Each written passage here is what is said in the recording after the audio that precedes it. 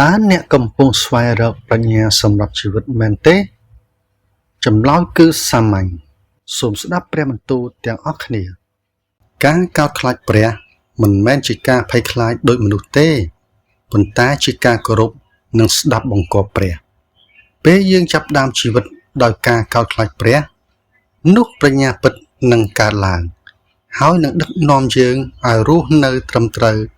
មានសេចក្តីសុខនិងមានសុភមង្គលក្នុងជីវិតប្រាជ្ញាពិតមិនមកពីការរៀនច្រើនប៉ុណ្ណោះទេប៉ុន្តែមកពីចិត្តដែលគោរពនិងដាក់ព្រះជាមុនក្នុងជីវិតនៅក្នុងព្រះគម្ពីរសុភាសិតជំពូក9ខ10បានចែងថាសេចក្តីកោតខ្លាចដល់ព្រះយេហូវ៉ាជាដើមចមនៃប្រាជ្ញាហើយការដែលស្គាល់ដល់ព្រះដ៏វិសុទ្ធនោះគឺជាយោបល់បើអ្នកជឿថាព្រះជាប្រភពនៃប្រាជ្ញាសូមខមមិនពាក្យថា